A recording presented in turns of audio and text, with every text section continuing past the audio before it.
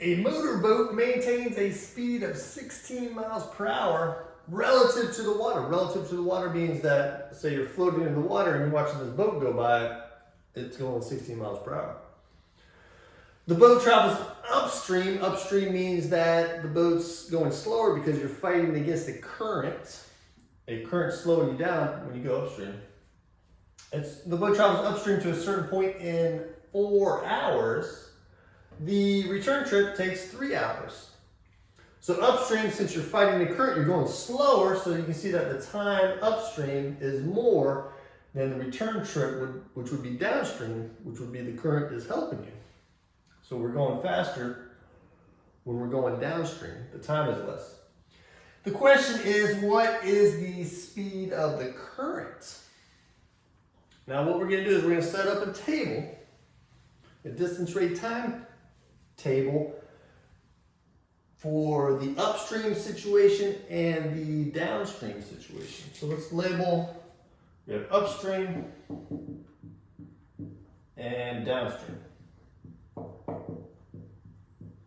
And I want to make a table.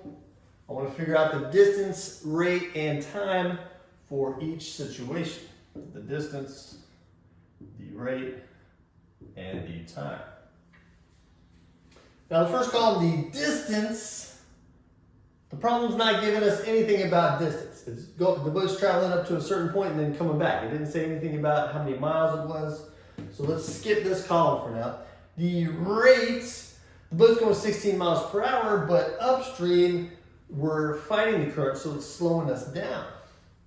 Now it's asking for the speed of the current. We're gonna let that be X. So if I'm going 16 and I'm being slowed down by a current of X, I'm going to have the upstream rate as 16 minus X.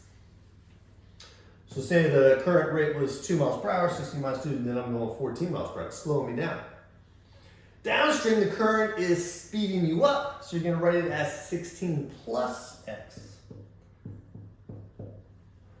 Those are the rates. The times are given, 4 hours for upstream and 3 hours for downstream.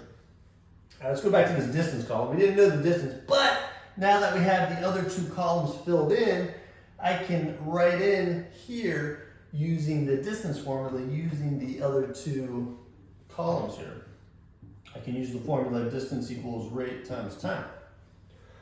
So I'm going to have to write the distances as expressions involving the rate and time in the other two columns. So the distance upstream is going to be its rate multiplied by its time. So 16 minus X times 4. And then the distance downstream is going to be the rate downstream multiplied by the time downstream. So it's going to be 16 plus X times 3. All right, we filled in the columns here. We completed the table. Now we're going to come up with an equation so that I can solve for X. Now the equation, we're traveling to a certain point and then coming back. So the distance here, traveled upstream to that certain point, has to equal the distance coming back. So these two expressions have to be equal to each other. And that's going to give us our equation. So 16 minus X times 4 has to equal 16 plus X times 3. So this represents the distance upstream, and this represents the distance downstream, and they have to be equal. All right, now I can solve this for X. Remember, X is the speed of the current. Since 16 is in miles per hour, when I solve for X, it is also going to be in miles per hour. All right, I'm going to solve this by distributing this 4 on the left-hand side here. 4 times 16 is 64.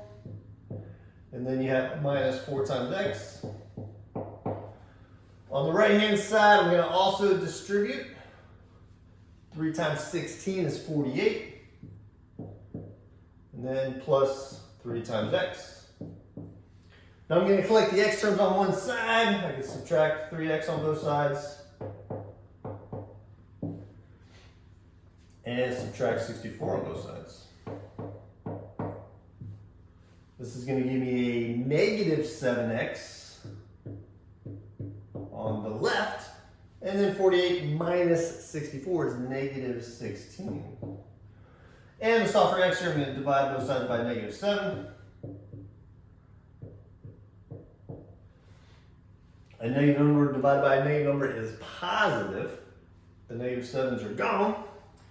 7 goes into 16 twice. 7 times 2 is 14. 14 is 2 less than 16. So 16 divided by 7 is going to be 2.